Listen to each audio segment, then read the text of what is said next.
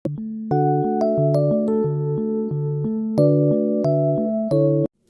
Students, I hope कि retirement of a partner तक का आपने पार्टनरशिप का पोर्शन कंप्लीट कर लिया होगा। आज हम लोग नया चैप्टर शुरू करेंगे, that is death of a partner. अब क्वेश्चन ये रेज होता है कि यदि किसी पार्टनर की डेथ हो जाती है तो उस समय क्या अकाउंटिंग प्रोसीजर फॉलो किया जाता है। तो कुछ स्टेप्स वैसे ही same, calculation of NPR and gaining ratio, वो सारे स्टेप्स वही रहेंगे जो स्टेप हमने रिटायरमेंट के टाइम पे फॉलो किए थे। Then treatment of undistributed profits and losses, same way वैसे ही डील करनी है जैसे रिटायरमेंट के अंदर करते थे। ऐसे ही इसके बाद आता है ट्रीटमेंट ऑफ गुडविल, तो गुडविल को भी ट्रीट करने का सेम वही मेथड, सिर्फ एंट्री में चेंज क्या आएगी। पहले हम करते थे remaining partners capital account debit to retiring, अब रिटायरिंग की बजाय क्या हो जाएगा, deceased partners capital account, deceased, जिसकी डेथ हो गई है। तो remaining partners capital account debit to deceased partners capital account. फिर कई बार क्वेश्चन में वो बोल सकता है कि प्रिपेयर रिवैल्यूएशन अकाउंट, या ज्यादातर क्वेश्चंस के अंदर क्या वो इंस्ट्रक्शन देते हैं, prepare deceased partners capital account which is to be handed over to their legal representatives. यानी जब किसी पार्टनर की डेथ हो जाती है तो उसका हिसाब किताब करना पड़ता है कि भाई उसको क्या देने वाला है, क्या उससे लेना है, और वो सारा हिसाब किताब उसके कैपिटल अकाउंट के थ्रू बनाया जाता है। और किसको हैंडेड ओवर किया जाएगा, उसके वारिसों को, उसके लीगल रिप्रेजेंटेटिव्स को, उसके घर वालों को। तो अब रिटायरमेंट के केस में तो उसका टाइम प्री फिक्स्ड होता था, दे हैव डिसाइडेड ज्वाइंटली कि भाई कोई पार्टनर कब छोड़ के जाएगा। लेकिन डेथ के अंदर किसी पार्टनर की डेट ऑफ डेथ वो प्री डिसाइडेड तो हो नहीं सकती, तो वो तो कभी भी हो सकती है। तो जब भी किसी पार्टनर की डेथ होती है तो उस टाइम पे मेनली हमें क्या बनाना होता है, कैपिटल अकाउंट, किसका, जिसकी डेथ हुई। और capital account as you know its nature is personal account. तो पर्सनल अकाउंट के अंदर दो ही सिचुएशन होती थी, either amount is payable to the partners और रिसीवेबल फ्रॉम द पार्टनर्स। तो firstly we are going to start क्या कि कैपिटल अकाउंट को कैसे बनाना है, उसके अंदर कौन कौन सी आइटम आती है। तो लेट्स सी, हेडिंग दिया मैंने डिसीज्ड पार्टनर्स कैपिटल अकाउंट, जिसकी डेथ हुई है उसका कैपिटल अकाउंट। दो साइड्स होंगी, कोई भी अकाउंट है एज यू नो उसकी दो साइड्स होती हैं, left hand side is called what, debit, and right hand side is called what, credit. तो सिंपल एज यू नो। अब हमें ये ध्यान रखना है पहले पार्टनर को देना क्या क्या है। जब भी किसी पार्टनर की डेथ होती है तो उसको क्या क्या देना है। तो number 1, on the date of death what amount of balance of capital stands in the books that is required to be given. तो जो भी डिसीज्ड पार्टनर का कैपिटल का बैलेंस है सबसे पहले वो बैलेंस डालना है। यदि देने वाला है तो क्रेडिट साइड में बाय बैलेंस ब्रॉट डाउन, तो ये बैलेंस डाल दिया, कितना कैपिटल देने वाली थी। अब और क्या क्या देना होता है, जब उसकी डेथ होएगी तो रिमेनिंग पार्टनर्स की रेशियो भी तो चेंज हो जाएगी। तो again it is a situation of dissolution of partnership. Death के केस में यदि क्वेश्चन के अंदर और कुछ नहीं बताया तो फर्म डिसॉल्व होती है। लेकिन इफ पार्टनर ज्वाइंटली डिसाइड्स कि they want to continue the business and related to that they have mentioned in their agreement, so they may continue the business. तो जिसकी डेथ होगी उसका हिसाब किताब कर देंगे और जो बच गए रिमेनिंग पार्टनर वो आगे कंटिन्यू भी कर सकते हैं। चलो हमने तो ये देखना है जिसकी डेथ हुई उसको क्या क्या देना। तो number 1, by balance brought down, उसकी कैपिटल का balance. Number 2, date of death पे जो बैलेंस शीट थी लास्ट अकाउंटिंग पीरियड के एंड पे बनाई हमने, उस बैलेंस शीट की लायबिलिटी साइड में यदि कोई अनडिस्ट्रीब्यूटेड प्रॉफिट है, अनडिस्ट्रीब्यूटेड प्रॉफिट के रूप में क्या क्या हो सकता है, for example general reserve, workman compensation reserve, investment fluctuation reserve, या रिजर्व फंड, या profit and loss account credit balance. तो कोई भी अनडिस्ट्रीब्यूटेड प्रॉफिट दिया उसमें से डिजीज्ड पार्टनर का शेयर निकालना है और उसको यहाँ ट्रांसफर कर देना है। मैंने फॉर एग्जाम्पल यहाँ पे सिर्फ बाय जनरल रिजर्व लिखा, मान के चले कि जनरल रिजर्व ही था। यदि क्वेश्चन में IFR होता तो हम लिख देते बाय IFR। आगे चलिए, अब डेथ हो रही है तो उसका शेयर ऑफ गुडविल निकालना पड़ेगा। किसका? जिसकी डेथ हुई, और उसको वो शेयर ऑफ गुडविल देगा कौन? Remaining partner. अब जर्नल एंट्री क्या बनी? Remaining partners capital account debit to deceased partners capital account. अब deceased partners capital account credit है तो हमने भी क्रेडिट साइड में लिखना है by remaining partners capital account. मैंने ब्रैकेट में लिख भी दिया क्या? Share of goodwill. तो मान लो A, B, C 3 पार्टनर थे, C की डेथ होगी, अब रिमेनिंग कौन बचा? A और B। तो यहां पे हम लिखेंगे by A's capital account, by B's capital account. और कैपिटल अकाउंट किसका बन रहा था? C का। तो ऑटोमेटिकली उसका शेयर ऑफ गुडविल, वो दोनों कितना कंट्रीब्यूट करेंगे वो रिकॉर्ड हो जाएगा। इसके साथ ही रीवैल्यूएशन अकाउंट बनाया एसेट्स और लायबिलिटी की इंक्रीज डिक्रीज को देखने के लिए। तो उसके अंदर यदि प्रॉफिट होता है तो उस प्रॉफिट में से भी डिसीज्ड पार्टनर को उसका शेयर मिलेगा। तो बाय प्रॉफिट ऑन रीवैल्यूएशन उसका शेयर डाल देना। इसके अलावा कई बार एग्रीमेंट में लिखा होता है कि भाई इंटरेस्ट ऑन कैपिटल भी देना at the rate 10% per annum, 5% per annum यदि दिया हुआ है तो वो पर एनम है पूरे साल का। तो ध्यान रखना जितने महीने की उसकी वर्किंग थी सिर्फ उतने महीने का ही इंटरेस्ट ऑन कैपिटल देना है। तो बाय इंटरेस्ट ऑन कैपिटल। ऐसे ही पार्टनर को हो सकता है मंथली सैलरी देनी हो, तो मान लो उसने मंथली सैलरी है 1200 रुपीज, लेकिन उसकी डेथ ही 3 मंथ्स के बाद होगी, तो 1200 तो नहीं देंगे हम, 3 मंथ्स के अकॉर्डिंग 300 दे देंगे, क्योंकि 100 रुपीज पर मंथ हो गया फॉर एग्जाम्पल। तो यहाँ पे बाय सैलरीज। ऐसे ही पार्टनर को कमीशन देनी है तो कमीशन, जैसा कि मैंने पहले बताया कि जिस पार्टनर की डेथ है उसकी डेट प्री डिसाइडेड नहीं हो सकती।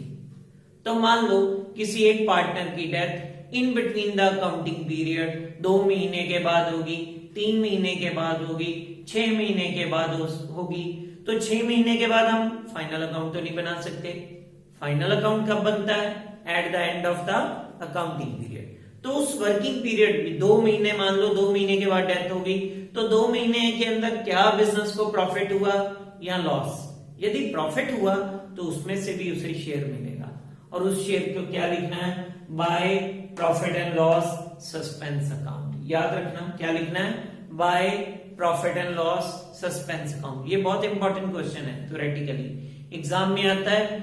विच account is required to be opened at the time of death of a partner for providing deceased partner his share of profit। तो याद रखना वो कौन सा अकाउंट होता है? Profit and loss suspense account. कई बार बच्चों के माइंड में क्वेश्चन आता है हमने सस्पेंस अकाउंट क्यों यूज किया? क्योंकि ये एस्टिमेशन ऑफ प्रॉफिट है बेटा, फाइनल अकाउंट तो बना नहीं। फाइनल अकाउंट बनता तो वो तो at the end of the accounting period बनना है। तो ये एस्टिमेशन लगाया कि इतना प्रॉफिट हुआ होगा, तो उसके लिए मेथड भी है वो आगे करेंगे हम। तो क्या लिखना है? By profit and loss suspense account. इसको मैं सर्कल कर रहा हूं because it is an important item. इसको लेटर ऑन और डिटेल में डिस्कस करेंगे।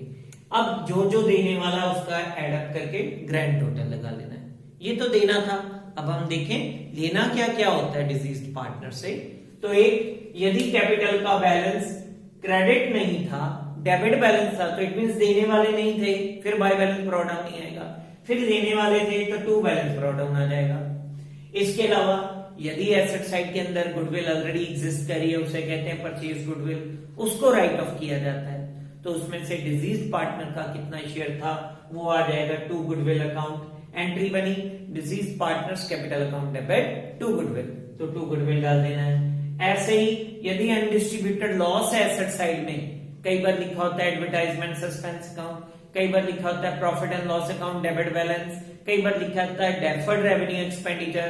तो लॉस को तीनों में बांटना है या जितने भी पार्टनर थे उनमें सभी में बांटना है, लेकिन हमने यहाँ पे क्या लिखना है? सिर्फ डिजीज पार्टनर का शेयर।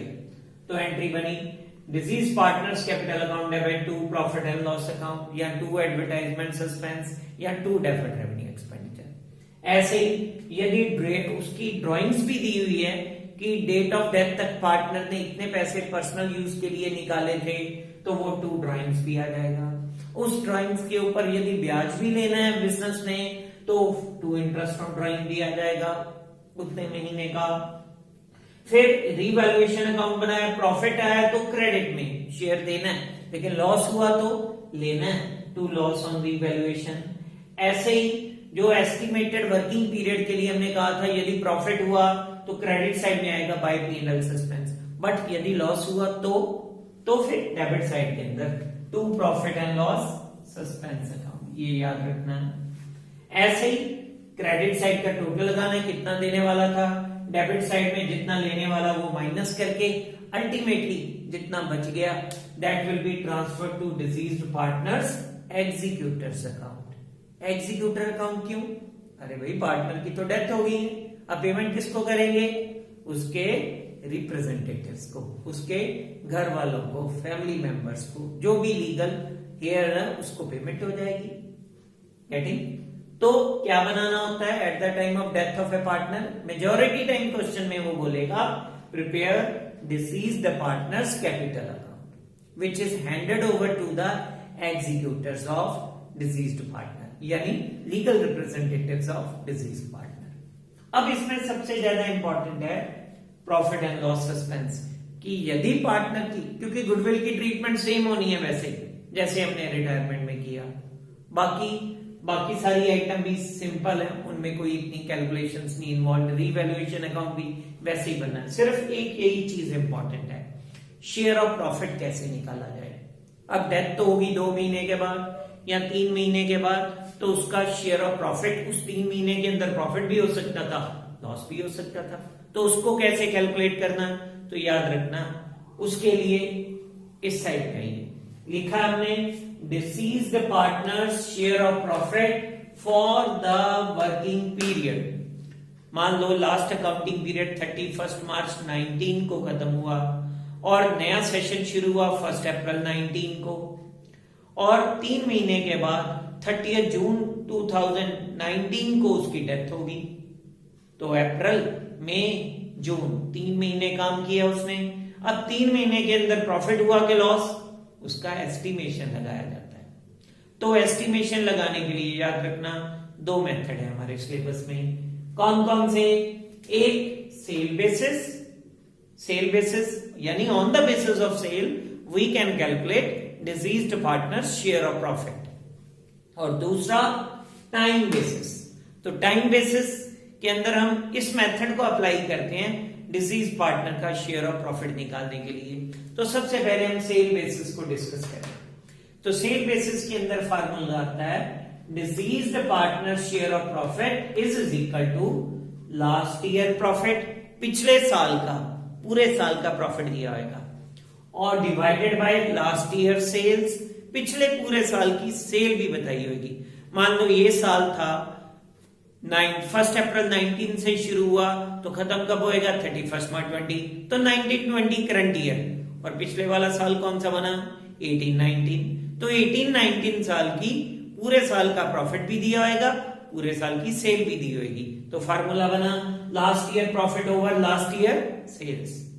अब इस 1920 ईयर के अंदर 3 मंथ्स के बाद उसकी डेथ होगी, तो क्वेश्चन के अंदर हमें इस वर्किंग पीरियड की सेल भी बताई होगी, तो multiplied by working period sales and multiplied by deceased partners share of profit. याद रहेगा बेटा, फिर से सुनो, लास्ट ईयर का profit divided by last year sale multiplied by working period sale, कितने महीने काम किया उसकी सेल दी होगी, इसके बेस पे आ जाएगा फर्म का प्रॉफिट वर्किंग पीरियड का, लेकिन हमें तो सिर्फ डिसीज का शेयर चाहिए, तो multiplied by his share of profit. Getting? अब चलते हैं टाइम बेसिस के अंदर। टाइम बेसिस के अंदर 2 मेथड फॉलो होते हैं, एक होता है on the basis of last year profit और दूसरा होता है on the basis of average profit. अब क्वेश्चन ये राइज होता है कि भाई ये 2 मेथड की जरूरत क्यों पड़ी, इसमें हमने क्यों नहीं ऐसे ही सेल बेसिस की बजाय एक ही मेथड अप्लाई कर लिया।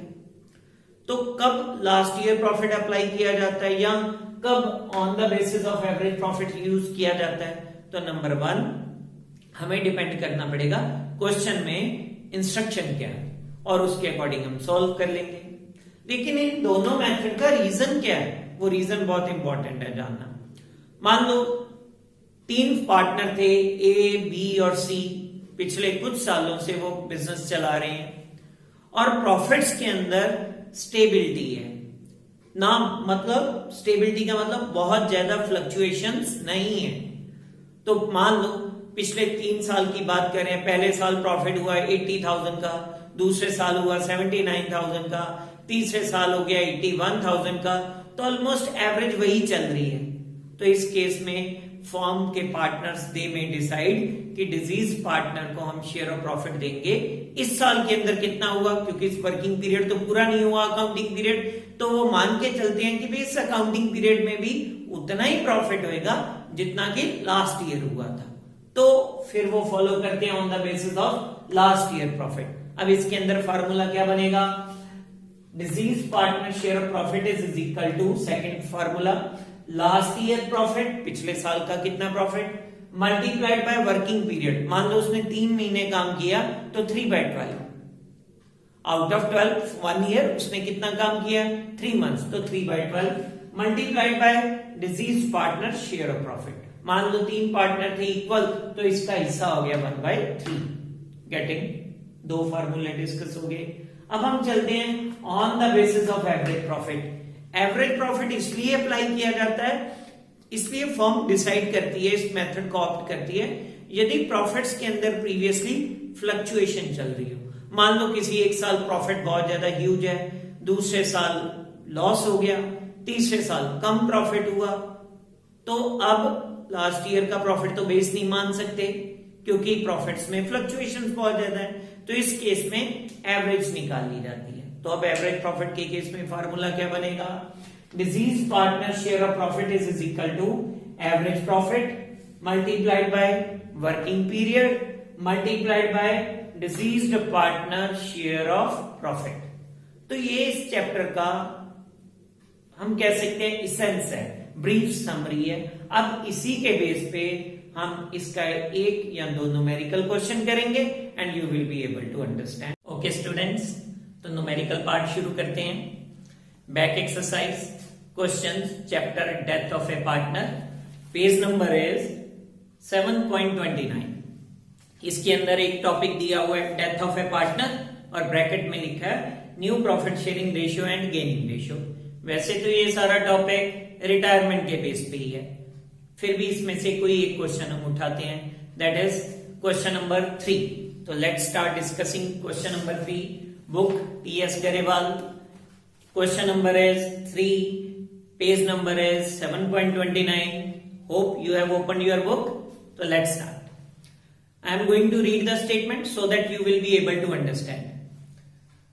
R, S and M are partners sharing profits in the ratio of 2:2:1. M died. तो there are 3 partners, तो हमने तीनों के नाम लिख लिए R, S, M, तीनों की रेशियो लिख ली 2:2:1. This will be called what? Old profit sharing ratio. आगे चलते हैं बेटा। Then they have stated M died and his share is taken by R and S in the ratio of 1:2. तो who is dying? M. तो M को circle कर लिया ताकि याद रहे डेथ किसकी हुई है। Now M share of profit is 2 + 2 + 1, total will be 5. तो out of 5 what will be the share of M? 1/5. तो M share that is 1/5 is taken by R and S remaining partners in which ratio? 1:2 ratio. This is the statement. On the basis of this statement, what they have asked us? They have asked to calculate new profit sharing ratio. अब कैसे solve करना है इसको? तो new ratio निकालनी है। तो सबसे पहले what we have to write? R's gain. जो रिमेनिंग पार्टनर बच गए हैं उन्होंने कितना गेन किया डिजीज पार्टनर के शेयर ऑफ प्रॉफिट में से। तो R's gain किस रेशियो में टेक ओवर किया था? 1:2 की रेशियो में। तो M का शेयर था 1/5, उसमें से R को मिलेगा 1:2 की रेशियो में 1 + 2 3 यानी 1/3 पार्ट। तो R will get 1/3 part of M share. तो simplifying it we will get 1/15. ऐसे S will gain 1/5 multiplied by 2/3 part of M share. तो इसको सिंप्लीफाई करें, दैट विल बी 2/15, तो दोनों का गेनिंग शेयर आ गया। आर का गेन आया 1/15, एस का गेन आया 2/15। अब लेकिन हमें चाहिए क्या था, हमें तो एनपीआर चाहिए, यानी न्यू प्रॉफिट शेयरिंग रेशियो। तो नेक्स्ट लाइन में हम लिखेंगे आर्स न्यू शेयर। अब इसका न्यू शेयर कैसे आएगा, आर का old share plus gaining share. तो what was R's old share, तो रेशियो देखनी है उसके लिए ओपीआर 2 + 2 + 1, तो our share will be 2/5 plus gaining share 1/15, 2/5 plus 1/15. By taking LCM, we can simplify and our new share will be 7/15. ऐसे ही we will calculate S new share. S old share was again 2/5 plus gaining share was 2/15. दोनों को plus किया, LCM लिया और ultimately simplify करके आ गया 8/15। जब दोनों का डिनोमिनेटर इक्वल आ गया तो डिनोमिनेटर छोड़ देना है, सिर्फ न्यूमिनेटर उठाना है। तो सबसे पहले हमने रिमेनिंग पार्टनर्स के नाम लिखे आर एंड एस, फिर न्यूमिनेटर उठाया 7:8, तो 7 आ गया आर के नीचे, 8 आ गया एस के नीचे। This will be their new profit sharing ratio, यानी in future they are going to distribute profits, future profits in 7:8 ratio. अब इस क्वेश्चन के बेस पे you will be able to solve from back exercise question, कहां से कहां तक, back exercise के क्वेश्चन नंबर 1 से लेके 6 तक के क्वेश्चन आराम से सॉल्व हो जाएंगे आपके। अगला टॉपिक उठाते हैं। अगला टॉपिक है हमारा इसी चैप्टर का, इसी पेज के ऊपर गिवन है, calculation of profit of a deceased partner. जैसा कि मैंने पहले भी बताया था कि there is no fix time for a death, for retirement partners they may decide a particular date, but for death it is totally unpredictable. So deceased partner, if deceased partner death occurred in between the accounting period, so it become necessary for that working period we have to calculate what amount of share of profit is required to be given. अभी हमने discuss किया था कि there are two methods, one is sale basis, other one is time basis. तो sale basis के अंदर कैसे calculate करते थे deceased partner share of profit, उसका फार्मूला था last year profit over last year sale multiplied by working period sale multiplied by deceased partner share of profit, और हमें पता चल जाता था कि उसका शेयर ऑफ प्रॉफिट कितना बनता है वर्किंग पीरियड का। ऐसे ही टाइम बेसिस के अंदर further two methods there are, and those methods are number 1 on the basis of last year profit and second one on the basis of average profit. तो 3 method है total, वैसे 2 हैं, लेकिन दूसरा मेथड टाइम बेसिस उसको further 2 parts में classify we can do. तो ये टोटल 3 मेथड बनेंगे। तो हम तीनों मेथड का एक एक क्वेश्चन सॉल्व करते हैं, then you will be able to understand it very well. पहले हम क्वेश्चन उठाते हैं, क्वेश्चन नंबर 16। कौन सा क्वेश्चन, 16, सेल बेसिस पे। तो page number next one 7.30 page 7.30, question number है 16। I am going to read the statement, side by side आपने रीड भी करना है और समझना भी है। तो let's see, Ajay, Bhavna and Shreya were partners sharing profits in the ratio of 2:1। तो कितने पार्टनर हैं, 3। कौन कौन से, अजय, भावना, श्रेया। उनकी ओपीआर है यानी प्रॉफिट शेयरिंग रेशियो है 2:2:1। आगे चलते हैं। On 1 July 2019 Shreya died. कब डेथ हुई ध्यान देना है, 1 जुलाई को। पिछला सेशन कब खत्म हुआ, 31 मार्च को। तो मार्च के बाद 1 अप्रैल से न्यू सेशन शुरू, तो उसने अप्रैल महीने काम किया, अप्रैल, मई, जून। 1 जुलाई को जाके डेथ हुई है उसकी, तो इट मींस अप्रैल, मई, जून 3 महीने की उसका वर्किंग पीरियड है। अब 3 महीने के अंदर उसने फर्म को प्रॉफिट हुआ या लॉस, और उसमें से श्रेया को कितना हिस्सा मिलेगा, यही हमने निकालना है। आगे बढ़ते हैं क्वेश्चन को। Let's see, Shreya died, the books of accounts are closed on 31 March every year. तो firm is following financial year as their accounting period. Sales for the year 2018-19, ये लास्ट ईयर का आ गया। Sale for the year 2018-19 rupees 5 lakh. तो पिछले साल cell थी कितने की, 5 लाख की। and that from 1st April to 30th June 2019 were 1,40,000। और जो वर्किंग पीरियड था उस वर्किंग पीरियड के अंदर फर्म की कितनी सेल थी, वो सेल गिवन है हमें 1,40,000। Rate of profit during the past 3 years had been 10% on sales. और प्रॉफिट कितना था लास्ट ईयर, वो था 10% on sale of last year. तो लास्ट ईयर सेल थी 5 लाख, उसी का 10%। लेकिन उससे पहले हमें आगे क्वेश्चन पढ़ना पड़ेगा। उसके बाद कहते हैं since Shreya's legal representative was her only son who is specially abled, it was decided that the profit for the purpose of settling Shreya's account is to be calculated as 20% on sale। ऊपर दिया था कि last year का profit लेना है 10% on cell, but अब वो कह रहे हैं क्योंकि श्रेया का जो लीगल रिप्रेजेंटेटिव है उसका इकलौता बेटा है, तो इसलिए उसके अकाउंट को सेटल टाइम करने के टाइम ये डिसाइड किया गया कि उसको 10% नहीं देना, कितना देना है, 20% देना है। अब हम सेल बेसिस के अंदर फार्मूले पे आते हैं। What was that formula? Question number 16 page number 7.30। तीनों पार्टनर्स का नाम लिखा, अजय, भावना, श्रेया। ओपीआर लिख ली 2:2:1। श्रेया डाइड, तो श्रेया को सर्कल कर लिया कि याद रहे किसकी डेथ हुई। उसके बाद श्रेया शेयर ऑफ प्रॉफिट कैसे निकालना है, last year profit divided by last year sale multiplied by working period sales multiplied by Shreya share of profit. अब लास्ट ईयर की सेल कितनी गिवन थी क्वेश्चन में, 5 लाख। और श्रेया के जो लीगल रिप्रेजेंटेटिव्स हैं उनको प्रॉफिट कितना देना है, 10 की बजाय अब कितना देना है, 20% ऑन सेल। तो सेल थी 5 lakh, calculate 20% of it. 5 lakh का 20% कितना बन जाएगा, 1 लाख। तो 1 लाख ओवर 5 लाख।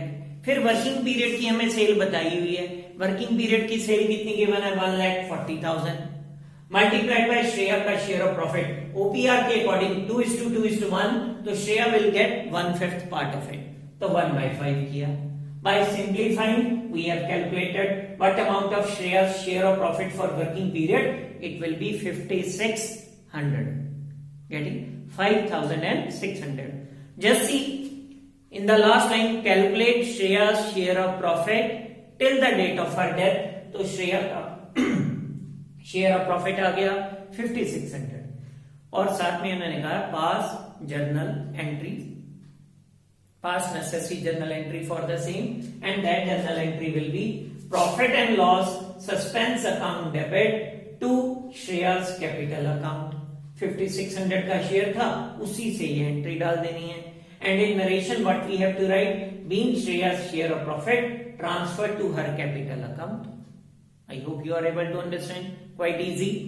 अब कई बार क्वेश्चन में डाउट आता है बच्चे के माइंड में कि why we have used this profit and loss suspense account, why we have used word suspense। वो इसलिए बेटा क्योंकि उसकी डेथ हुई है जुलाई 1 को, और जो फाइनल अकाउंट बनता है जिसके थ्रू प्रॉफिट, एक्चुअल प्रॉफिट और लॉस का पता चलता है, वो बनता है at the end of the accounting period. अब उसकी डेथ तो 1 जुलाई को ही होगी, तो अभी तो 3 महीने ही कंप्लीट हुए, पूरा साल तो हुआ नहीं।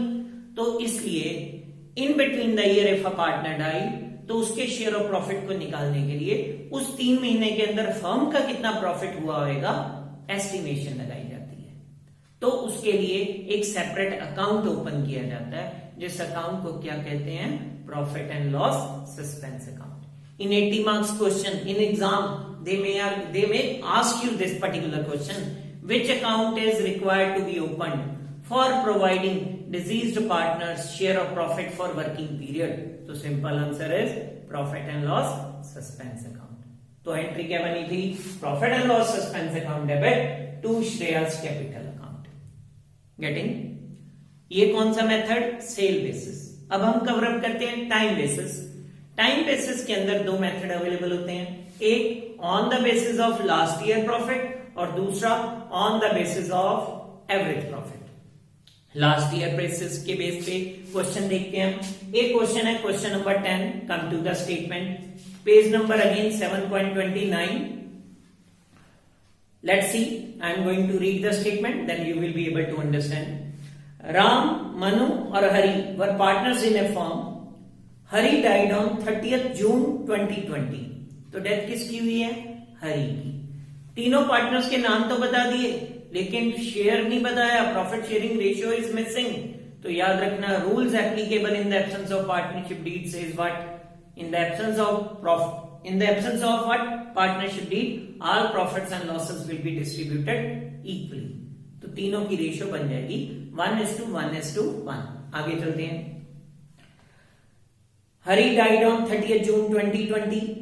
His share of profit from the closure of last accounting year till the date of death was to be calculated on the basis of average of these completed financial year of profits before death. Profit for the year ended 31st March 2018, 2019 and 2021 1,10,000, 1,20,000 and 1,30,000 respectively.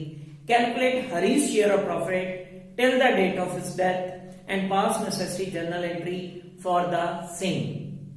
अब ये आ गया average profit. Time basis के अंदर दो थे method, एक last year profit के base पे और एक एवरेज प्रॉफिट के बेस पे। तो ये क्वेश्चन आया, क्वेश्चन नंबर 10, एवरेज प्रॉफिट के बेस पे। अब इस केस में डेथ किसकी हुई? हरी की। कब हुई? 30 जून को। तो कितने मंथ्स की वर्किंग हुई? अप्रैल, मई और जून। तो 3 महीने की वर्किंग है। तो let's see how his share of profit will be calculated. तो question number 10, yes, question number 10, Hari's share of profit formula will be average profit multiplied by working period multiplied by Hari's share of profit।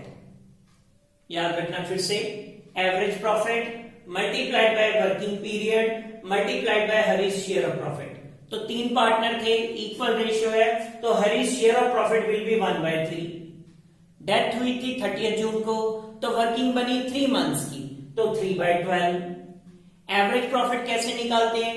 पिछले 3 साल के profits given है, उन तीनों को add करना है, डिवाइडेड बाय 3 कर लेना है। तो एवरेज प्रॉफिट का फार्मूला बन जाएगा हमारे पास total profit divided by number of years. तो 3 साल के प्रॉफिट है, let's see, 1,10,000 rupees, 1,20,000 rupees, 1,30,000 rupees. तीनों को एड अप करें तो इट अमाउंट्स टू रुपीज 3,60,000। तो 3,60,000 डिवाइडेड बाय 3 किया और अल्टीमेटली एवरेज निकल आएगी।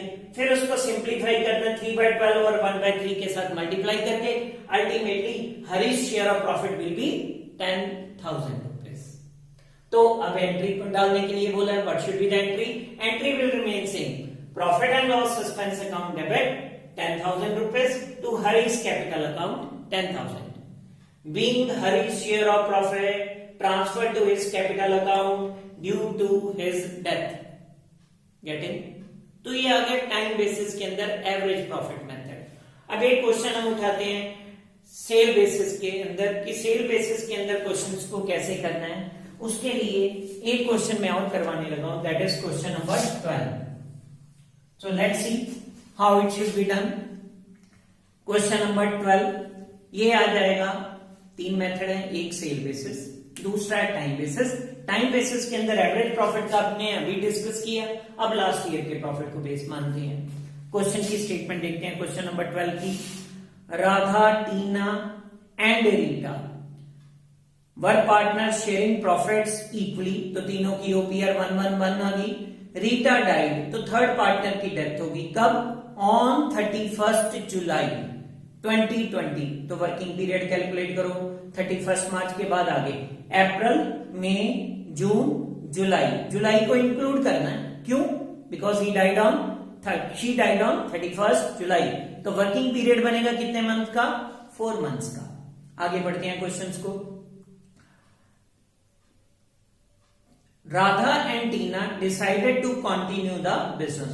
अब रीटा की डेथ होगी, रिमेनिंग पार्टनर कहते हैं they are going to continue the business. Share of profit और loss of the deceased partner from the beginning of the year up to the date of death was to be determined on the basis of last year profit, which was rupees 4,50,000. Pass necessary journal entry to record Rita's share of profit or loss up to the date of death. So question number 12, formula will be what we have to calculate? Rita's share of profit. तो Rita's share of profit will be equal to last year profit multiplied by working period, कितने months उसने काम किया, multiplied by her share of profit. तो last year का profit it was given in the question 4,50,000, working period था 4 months का तो 4/12 और शेयर ऑफ प्रॉफिट है 1/3 तो 1/3। तो अल्टीमेटली सिंप्लीफाई किया, रीटा का शेयर ऑफ प्रॉफिट आ गया 50,000। गेटिंग? और एंट्री क्या बनेगी, profit and loss suspense account debit to Rita's capital account, और नरेशन में क्या आ जाएगा, being Rita's share of profit transfer to her capital account. अब इस टॉपिक के बेस पे you will be able to solve from question number 7 to question number 18. I hope you are able to understand. Thank you.